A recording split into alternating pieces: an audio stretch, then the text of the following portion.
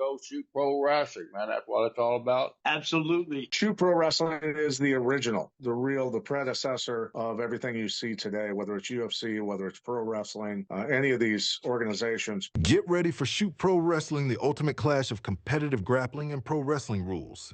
Experience the intensity of real wins and losses in every match. From singles to tag teams to triple shoots, the action is unmatched. No scripts, no gimmicks, just pure competition. Don't miss out.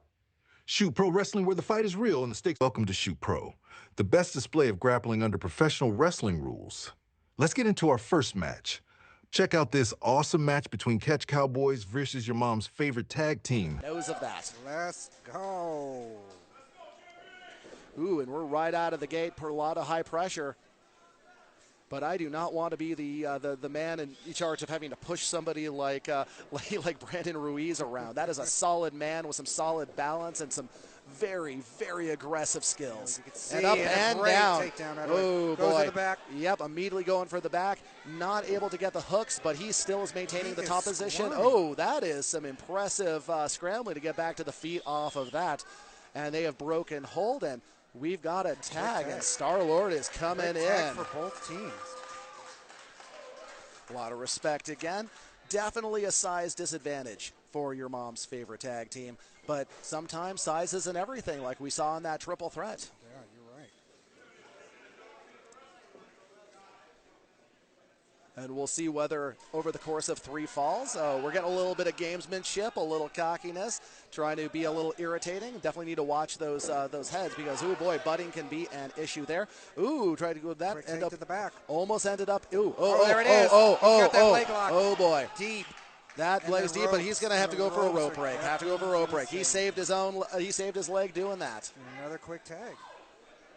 And this is a situation where we are doing 2 out of 3 falls, the dos de tres, and that can build strategy. But it also comes down to the physical aspect of things. Will the big men wear down and the little men pick up their speed? Will the little men just be out muscled and wear down on their front? There are, once again, so many little variables in this game, and one little mistake, one little misjudgment can cost you everything.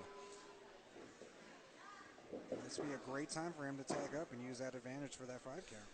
Yeah, he is. Oh, yeah, that's something I did not consider because, yes, they were right there in the corner. That would have been a great position because you think it's tough having a man that size on you. Well, let's put a man another size on you and have you wear him down even more. Because, again, this has to be something where you have to think, I have to do this again almost immediately. I'm not going to get the rest that Strangle City is going to get. So these guys have to start thinking a little bit more strategy and a little less grandstanding.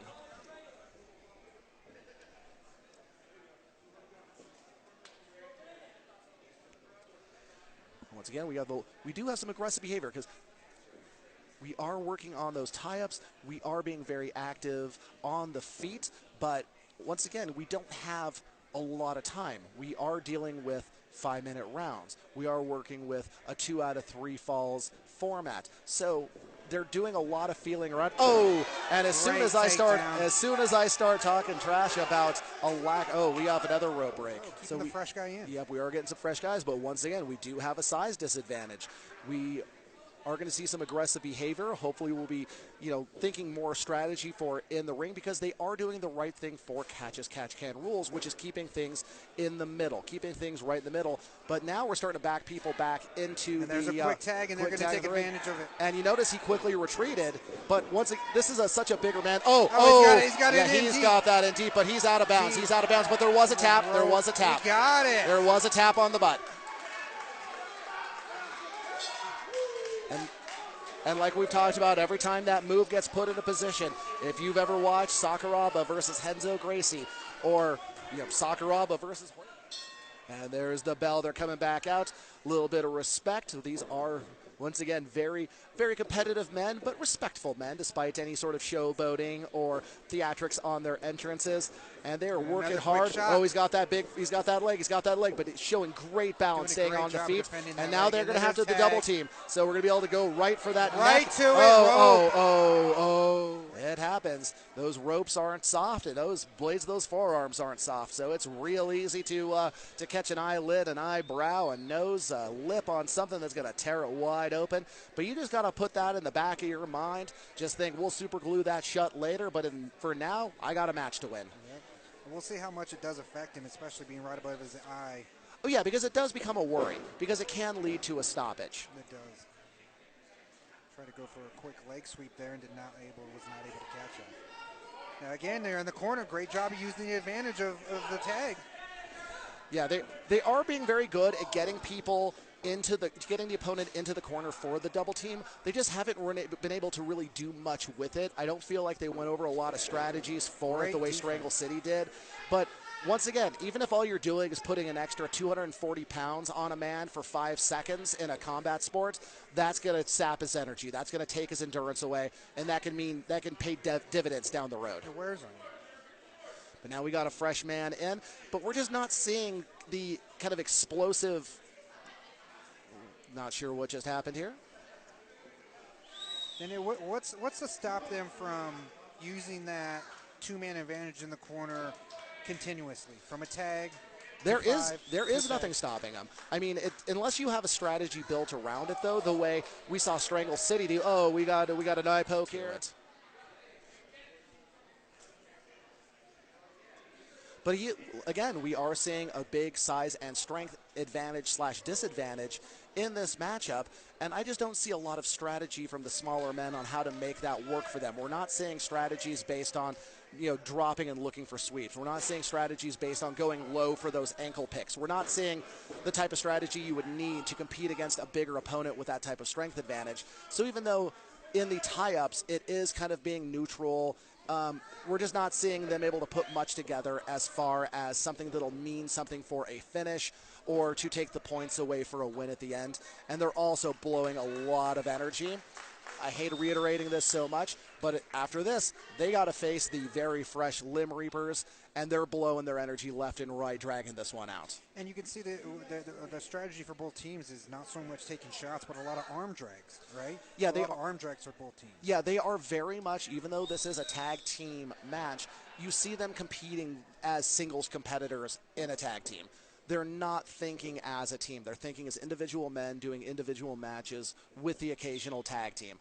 The strategy behind it, just I don't see it here the way I did in the previous match. Not to take anything away from these men, but I just feel like whoever wins still loses because they're going to have blown so much extra energy. It is a lot of energy exerted. Now we can see them using it back in the corner, and this again, a great time to use that two-man advantage. Now here it is. Here's a tag for himself. Oh, and a big takedown off. Oh, just put the weight on it. Put the weight on it there. He's able to maintain the pin. Now see, there's some confusion there because he didn't realize the guy has been tagged for a while. Oh, and a great reversal. Watch his neck. And almost had that reversal. Almost had that sweep. And that type of chaos is just what's allowed during that 5-second count for the double team. It can be very dangerous. You could be sitting on top of a man in the most dominant position. Guy runs up behind you, puts you in a toe hold, and that's that. There's nothing you can do about it. Them's the rules. And here we have a little bit of great offense from the. I agree 100% because the big men, they can wear down. They have a bigger body. They're carrying around, I'm going to guess, probably 50 pounds more than their smaller competitors. And the deeper that goes, the more that feels like carrying a backpack full of rocks compared to the guy you're up against. You can see the quickness and the agility of your mom's favorite team when they're in there. And here we come out for the next round. These 5 minutes, once again, like we've discussed, 5 minutes can feel like nothing when you're trying to put strategy together, and it can feel like an eternity when you're getting tired. And we're starting to see hands on knees. And this is why it becomes, tried for a fancy sweep, but he did not pay the price for it. His opponent might not have known what to do with it. Oh, another nice little sweep there. Power right there. Oh, that is power, but the power's still there. And we got the double team. Yep, but again, they don't seem to know what to do with the double team. It's just simply a bum's rush, if you will. But he's still being aggressive, but now they're going into the other corner, and they're not trying to double team. They're not going for the tag. But you can see the agility in him, and that's going to wear down on Catch Cowboys. Oh, yeah, they are definitely he is moving the momentum is officially in their corner. But like I said, I'm becoming concerned because the Catch Cowboys are not using the corner rules to their advantage. They're getting a little bit pushed around. They're being outworked, and they're not taking advantage because they can use their size ×2 to really put some weight on somebody, really put them into a bad position so the single competitor can maybe finish them off. But again, these are two teams that are not competing as teams. They're competing like two singles competitors in a tag team match. This is a hard thing to prepare for. This is a hard thing to practice for because this is the first time it's ever been done. So there's a lot of room for error and a lot of room for growth because everybody in that ring would 100% whoop my butt, whoop your butt, and whoop the butts of everybody watching around the side. They are some tough men, but once again, sometimes toughness isn't enough. Strategy has to come into play. Smarts has to come into play. And you just don't think about one little aspect of the match, and that could be it for you. And we've seen Catch Cowboys take that first round. Second round, there was really no one who took that. But I think that they really have to have a definitive win on this one. To be able to let it go down to the decision, I think they have to get a fall, a submission, some kind of definitive win for your mom's favorite team to be able to put this in anyone's hands. And I do not envy the judges if this does go to a judge's decision because we have not seen any definitive point deductions for the most part. We have not seen high amplitude throws where you are thrown where your feet go over your hips. We have not seen rope breaks off of submissions, but we may see one here in a minute because that looks awfully tight. Oh, and out of bounds. Nobody wants to lose a decision that could go either way, so I'm hoping to see something definitive happen here.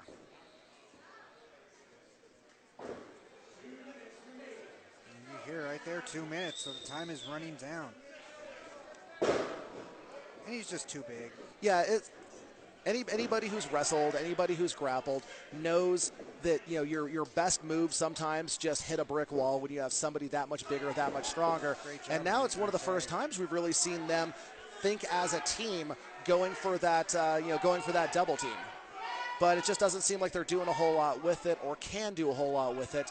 He was very smart. He knew he was about to be double teamed, so he just stuck his head down and hugged very tightly to not give up his neck or his arms in any way. Great takedown. That's just pure power. That was just a steamroll. But now we got a double team, so it becomes meaningless.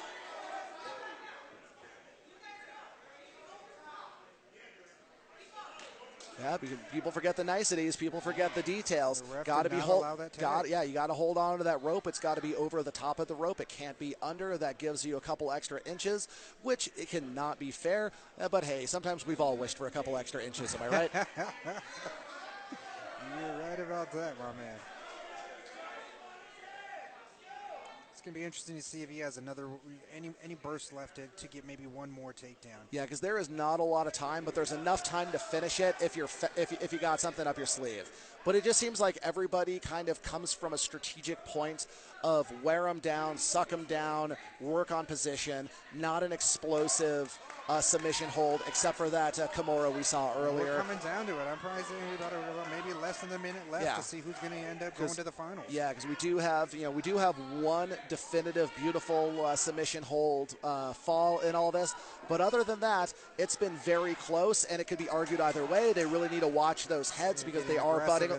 They are butting quite a bit. We don't want to see anybody getting busted open. We don't want to see anybody getting cut. There we go. And that was those matches where you could make a very strong argument for a rematch at the next show. Yeah, you definitely can.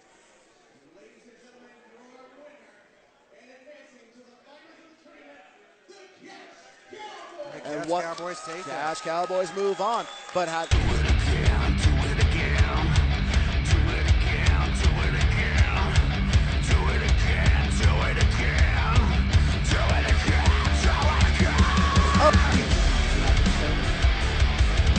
Oh, I do not like the look of that.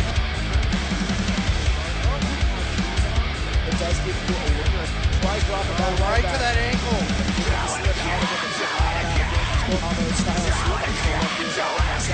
He gets hold of that.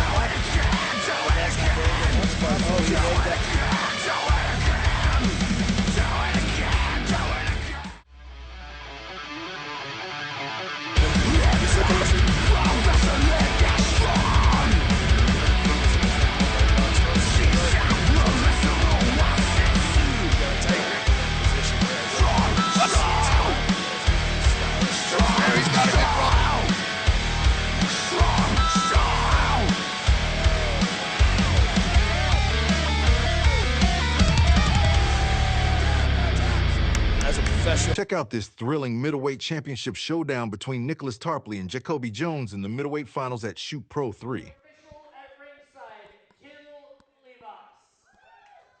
Introducing first in the corner to my right, fighting out of Denver, Colorado. He has spent the last 8 years wrestling for Team USA in Greco-Roman competition.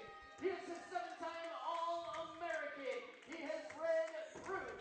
He is Nick the Lover Tarpley! Big pop from Mr. Tarpley. We have two hometown boys done good here in the finals. All-American. The All-American versus the U.S. national team member. In the corner to my left, fighting out of your mom's house and wearing your Jacobe. pants. He is a four-time three-time NCAA All-American. He is a three-time NCAA Division II 2A champion. He is a four-stripe Brazilian Jiu-Jitsu blue belt, and he holds a 3-0 record. 3-1 And he's record. not only is he a man of the people, but he's honest. They're keeping it real. You just won one more in my book, buddy. Yeah. Yes. And this is everything that I could have hoped for matchup-wise here in the finals. This is really different than I thought this bracket was going to go, but I'm really happy to see this matchup. It has been poetry, and it has been strategy, and it has been fascinating all night, man. We have been treated to some truly spectacular shoot pro wrestling here. And it's not over yet. I don't know about you, but I got a little butterflies. Whoa!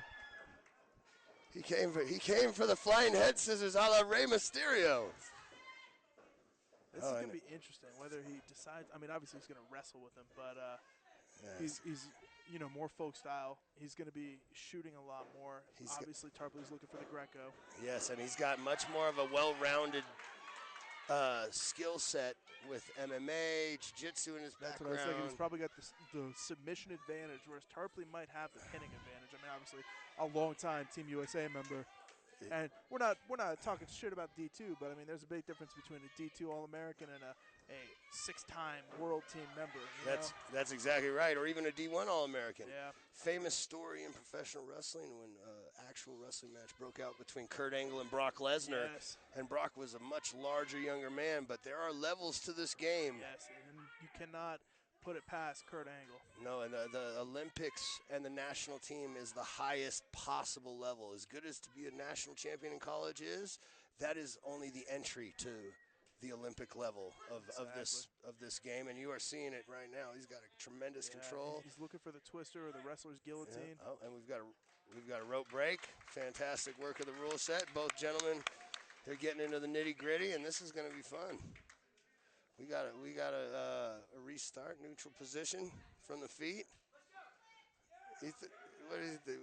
Feinting the kick. Feinting the kick. He just did. A little showmanship, trying to throw his man off. Tarpley looking for that throw by. That may not work in the way you wanted it to if you give a guy like Tarpley. Beautiful topside control. Oh, the Greco guy getting a Greco. Down. Rope break. Rope break again. Yep. Great use of the rules. Yep. Great use of the rule set. Yep. Oh, and we're getting some heel action going from the crowd. Very clear. Oh, yes. That the foot works as a rope break. Hey, but the crowd is on their feet here in the finals at Shoot Pro Middleweight Tournament Championship. We are seeing some skullduggery, old chap, and we said it. If you ain't cheating, you ain't trying. Exactly. Oh, right to the front headlock. Oh, he's looking for the guillotine. Oh, he's down. Shoulders staying up.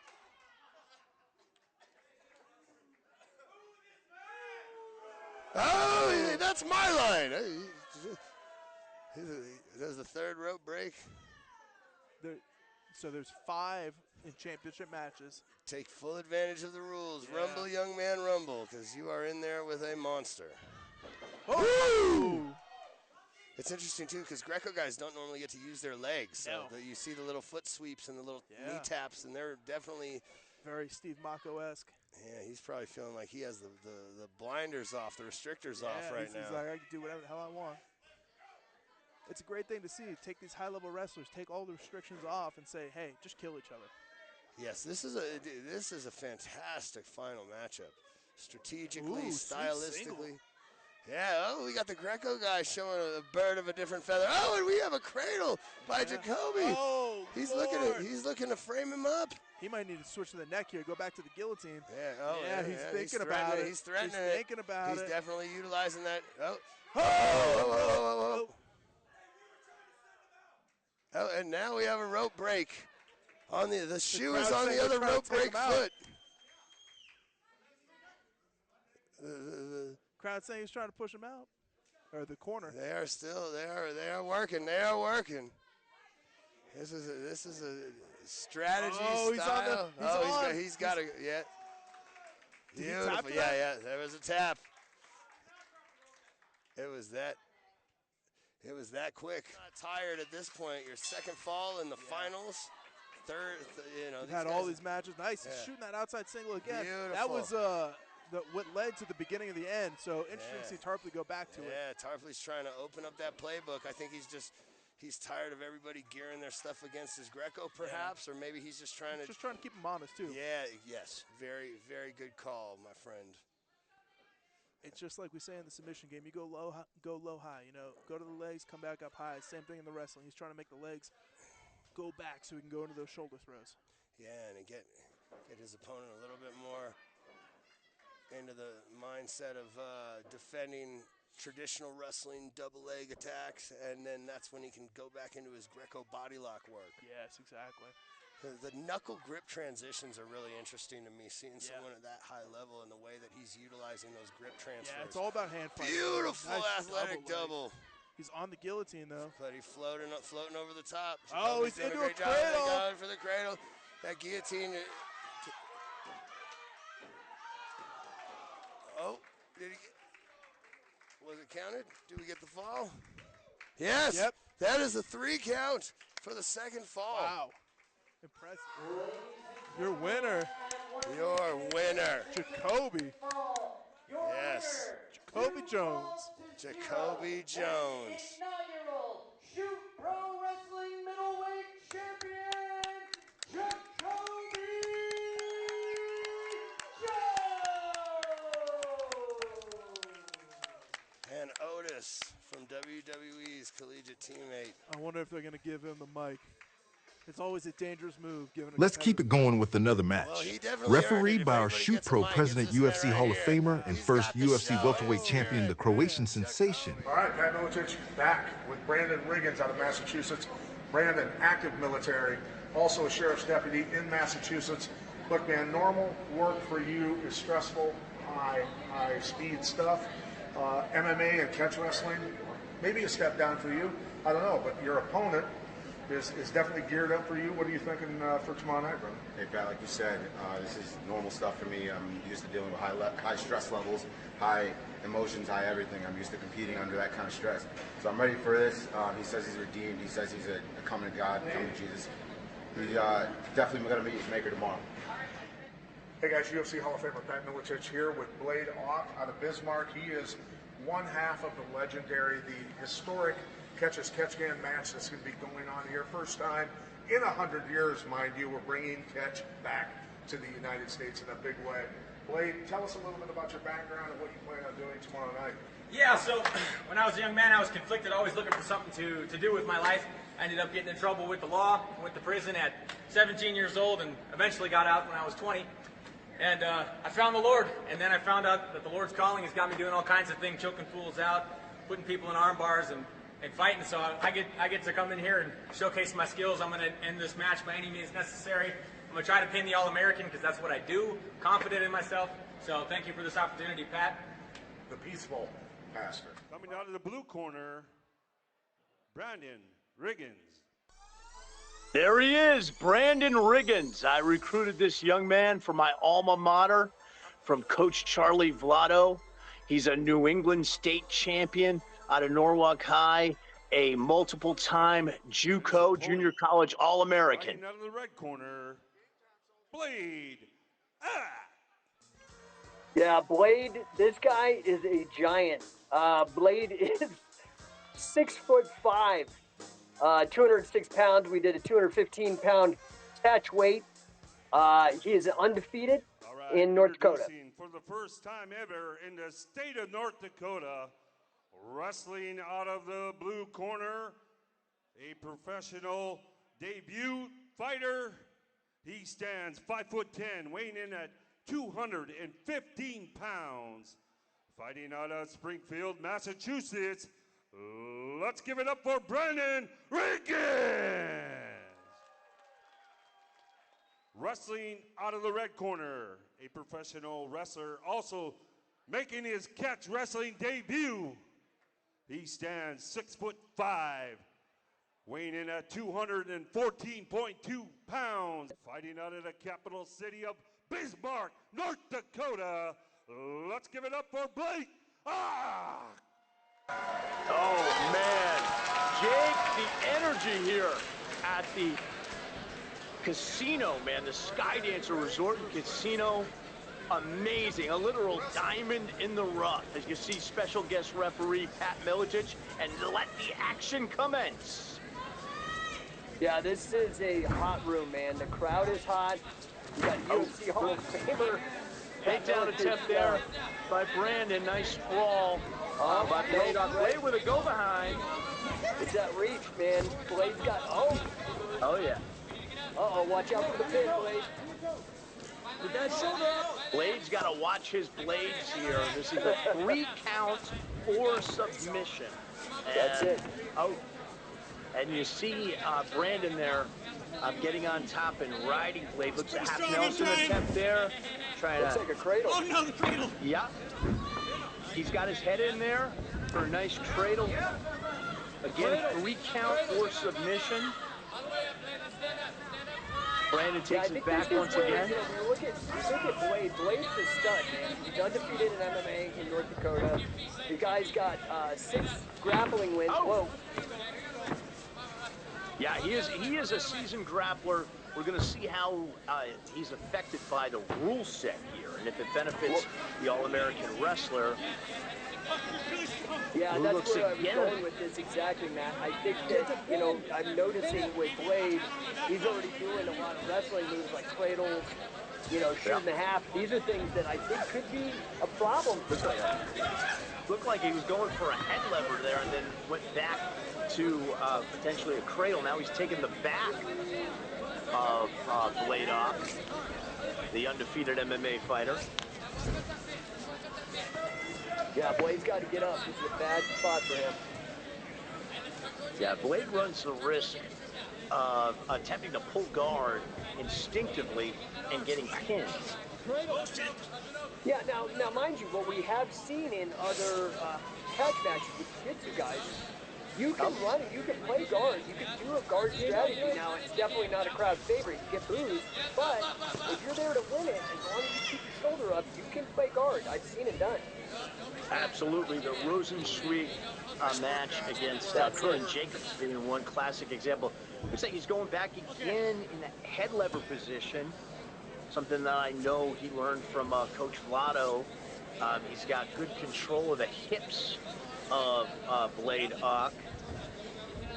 And Blade doing a good job avoiding the pin. He goes to his back temporarily. Again, this is the look, he's keeping that shoulder up. Yeah, it looks like he might be going for... With Blade, what you notice is what Billy Robson used to tell me about the catch rules that made it more action-packed, is Blade is exposing his arms every time he tries to keep the shoulder up. His arms are exposed for a snitch. Oh! Got great active hips, though, by Blade Ock. Blade looked like he was going for a double wrist lock on the far side there, but he was still controlled by Brandon, and really good active hips by Blade Ock to buck the All-American wrestler. Yeah, it's going to be interesting to see how conditioning plays in here as the match goes on as well. These are longer periods than normal grappling. That's it. Both men. Oh, nice, beautiful throw. Yeah, by Brandon. There by Brandon Riggins. Yeah, beautiful, beautiful. That's it. Get that shoulder down. Looks like that shoulder down. Yeah, Blade's got to watch his shoulders here. Yeah, he's got to be, like you said. It's got to be a departure, too, for Brandon with the 3 count as well. Brandon with great control. Make Blade carry his weight here. Taking the back. Uh-oh. Looks like he's trying to sink in a choke. Does he have it? it?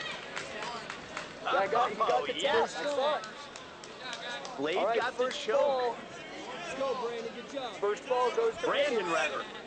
Yeah, Brandon Riggins gets the choke over the much taller Blade Ock. And we're just going to continue round 1 to clarify the way it works here. 5-minute rounds, and after the fall, the round continues. It does not stop. So yeah, we're still in round 1. This is a variation on the Super rule set. This is the very first ever catch wrestling cage match. Yeah, and great control there by Brandon as Blade looks to go for a double wrist lock on the far arm of Brandon. Time, okay, so just to clarify.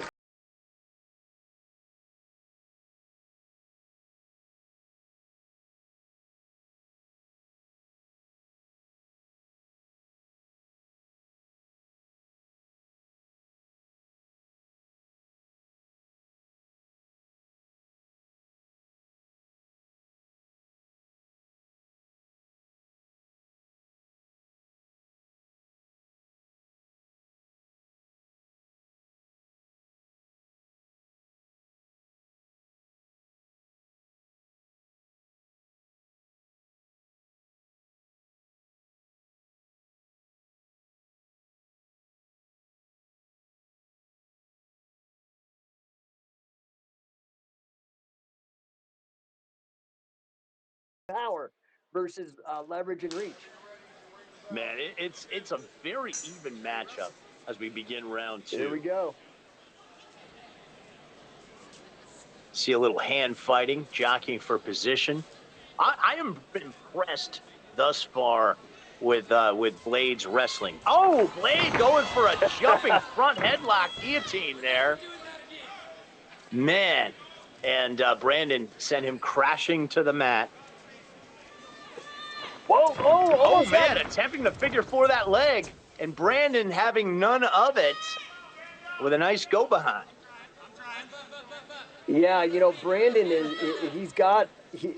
his reaction like IQ is amazing. He really responds well, very quickly. Yeah. And Blade attempting to hip into his opponent, into Brandon Riggins. Oh, they got it.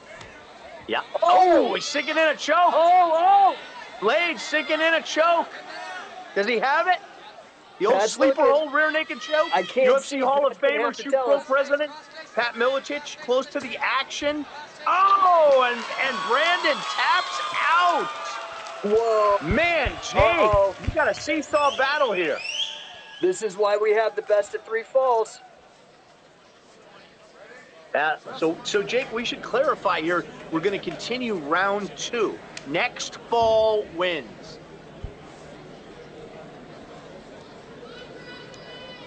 Some hand fighting again. Man, I'm really impressed with that choke from Blade Ock. Well, he looks like he's got a little confidence right now. I don't know if he's going to do that jumping guillotine trick, but he's definitely confident. That was awesome. Uh-oh, here we go again. Nice sprawl there by Brandon. One there on the bottom from Blade Ock. He's been really good at controlling the hands of Brandon Riggins for the most part. But Brandon's been doing a great job of controlling his hips. And I'm wondering if we may see a pinfall here, Jake, from the wrestler. Well, that's the thing I was thinking. Like, I'm really, you know, Brandon, the guy's an All-American. He's definitely a stud, no doubt. But I've been impressed with the ability of Blade Ock to adapt to the catch wrestling rule set. He is definitely playing his game, but he's keeping his shoulders up. Absolutely, and with those long legs, Brandon on top now. Brandon looks like going for half Nelson, maybe going for a pin here But with those long legs of Blade Hawk, he could potentially get a squeezing body side headlock there, way high. It looks like a nice pin bridge attempt there from Blade. Yeah, that was a good bridge, though, out of Brandon. He didn't let it happen. Yeah, Brandon got very strong, solid hips. You're right. Look how Blade is controlling Brandon with his legs, though. That right leg of Brandon is stuck. He just worked it out. Here, uh-oh. Uh-oh. Uh-oh. Man, it looks like you see those long legs of Blade Hawk, and they're not active right now. He's got to get those hips active. That's it. He's got to get up. He's got to stand up. He's in a bad spot. It looks like Blade has him in jeopardy for another choke, potentially. Yeah. He's setting it up right now, sleeper. Yeah, it looked like Brandon may be going more for a face lock. It looks like Blade is tucking the chin there. He doesn't have it. Oh, he got out, and he reversed it. Ooh. Great go behind there by yeah, Blade Hawk. You got to wonder where's Brandon is gassed right now. Yeah, absolutely. Now Blade, he looks to be a little high here, going for the choke. Yeah, I think he might shake him off. Ooh, he's in trouble. You don't like Brandon? Don't like that. Brandon's in a lot of trouble here. Using those long legs. And you know, you see that beautiful scoop there by Blade Hawk. Really impressed with the hips of Blade. Yeah, in this matchup and you know, again, I keep it, you know, obviously Riggins is just a stud, but, you know, I really have to commend Blade's attitude. Not only that, he didn't butt stick. He did it again. That crazy jumping guillotine. Oh, man, what a match, Jake. This is an evenly matched here. Yeah, people are getting their money's worth, man. We're getting all three falls out of this one. You know, Mariah Prussia putting on a great card here, defying the fights. UFC Hall of Famer Pat Miletich, also Shoot Pro president, our referee. And that will be the end of round 2, just to clarify. So just to break things down for the fans, it's Brandon Riggins 1 fall, Blade Hawk 1 fall. This will be your third and final round. At the end of 2 rounds, the match is tied 1-1. Man, this crowd is loving the catch wrestling rules. I think we know that Shoot Pro appeals to the pro wrestlers. We know that Shoot Pro appeals to the grapplers. Well, now we know Shoot Pro appeals to the MMA crowd too. Absolutely, and you know, variety is the spice of life, and these folks have been treated to some fine MMA fights here from Mariah Prussia and Define the Fight. But, you know, this is back to the future. We're taking combat sports back to the future here with Catch As Catch Can in the cage. Here we go.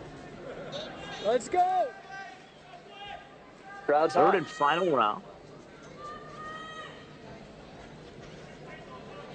Both guys jockeying for position here.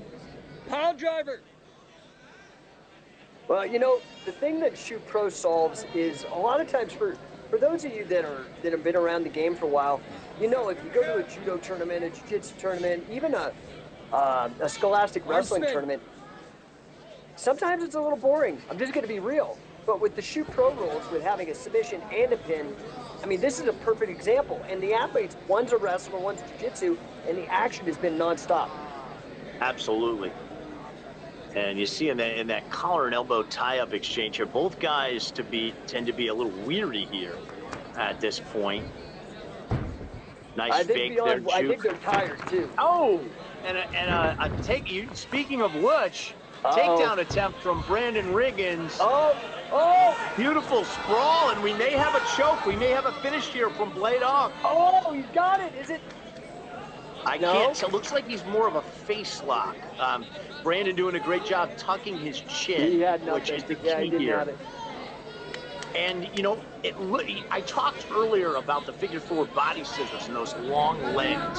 Yeah. And you see Blade utilizing that now. Jake, you know as a grappler, you get a good squeeze and you can make a guy tap just with that figure four body scissors. We get those long, powerful legs of blade off.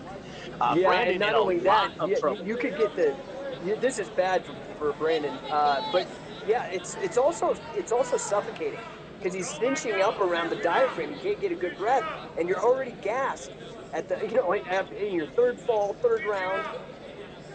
Shake him off. Absolutely, and you see that here, and you see, oh, looks like Brandon's turning into him.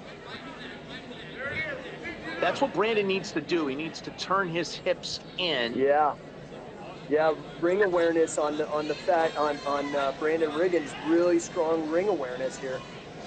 Absolutely. He's been cross-training for some time with MMA and grappling.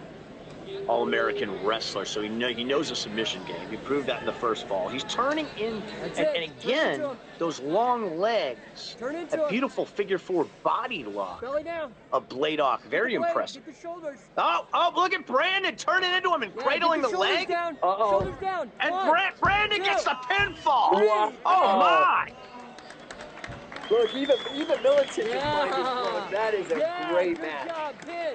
That grappling exchange, Jake, is what Shoot Pro Wrestling is all about. Brandon Riggins on the verge of losing, and he gets the third fall and the win, making Norwalk Wrestling and Charlie Vlado proud.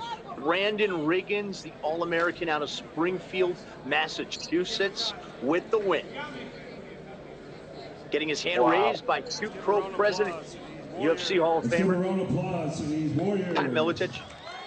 Special guest referee. What a match, Jake. And your winner, fighting out of the blue corner. Score of 2-1, Brandon Riggins. Man, you see the hand raise there. Brandon Riggins, he had to earn